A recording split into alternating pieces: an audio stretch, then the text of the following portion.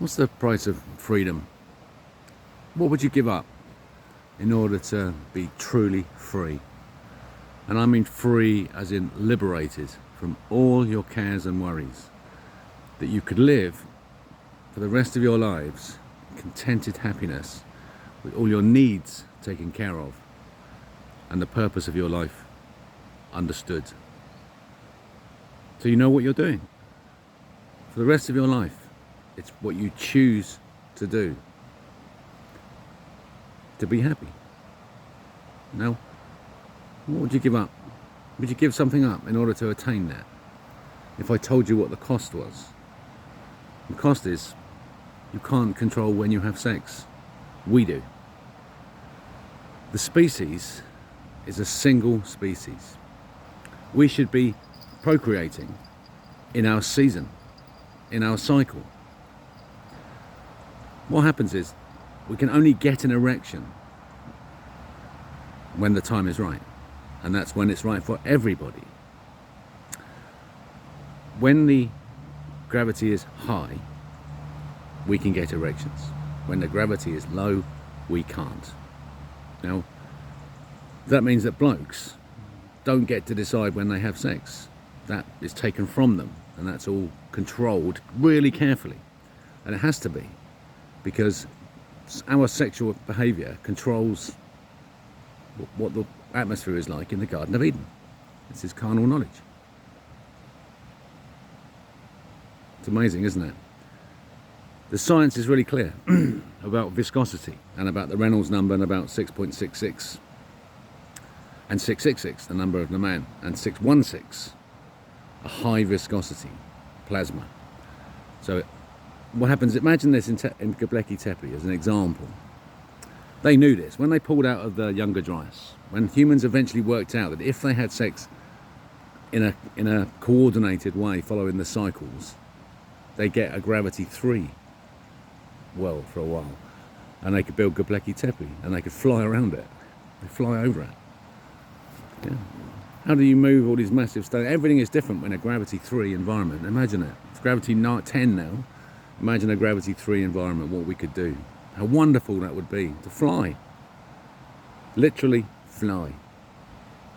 In safety and wonder. Now the cost of that is that there are some people in the tribe who, yeah, I can't get hard on. I want to fuck. I want to have sex now. And they can, and they do. They force people to have sex with them. And that corrupts our blood. And so the people who are flying suddenly can't fly. So there's a war. The battle is between those who like the flying, sexually controlled world, and those who want the individual world where they decide who gets to have sex. Here's a piece of evidence for you about which religions are satanic. When we have our correct blood plasma viscosity 666, the red blood cells are spherocyte, they're spheres, and our blood flows really smoothly and sweetly, less viscous. That's why it's harder to get hard-ons. When the gravity goes high, the red blood cells are discoid, the plasma is 616, a higher viscosity, more solid, and therefore you can get wood easier. Now, when we have an erection, when a gentleman has an erection in a true nature environment, the penis becomes massively engorged, much more than it does now, and that the head of the penis will stick out properly. Yeah, so it'll be a fully inflated organ with no loose skin on it at all. Look at a circumcised penis. What does it look like? It's a model, it's a copy, it's a mimic of a true erection, where it has the helmet is exposed all the time. So nature is fooled to believe that that is a penis that can be mated with, because it's pretending to be so, because it's been circumcised to be so. In Africa, when they circumcise people, they do it in an incredible way, that they when they pull the foreskin back and they cut it, they fix it with soldier ants. They use soldier ants to seal the cut, to hold the foreskin back and open. And it's because the African tribes have known this for so long that when gravity is in high, when they live on a world where other cultures are indulging in pornographied, self-indulgent sex, it means that they struggle too to get hard-ons and to breed, because plasma is common to the species. But they found a way that they could still breed by changing the shapes of their penis so that they would then still work in this environment and they could still breed. So you've got a survival mechanism here from Africa, and you've got a control mechanism in Judaism and in Islam. And in Christianity, we don't circumcise on the whole, because we don't need to, because we know that when Christ returns, everything will be functioning properly. So we're not going to mess around with our bodies. We've got the bodies that God gave us, and there's a reason he gave them to us like this. So this is the battle, this is the war that we've always had, mankind has always had. Go right back to the Younger Dryas, Göbekli Tepe, last 12,000 years, and see it as the war between the individual and the collective. The individual, male, wants to control and dominate using his corrupted little penis, raping. That's what the society is based on.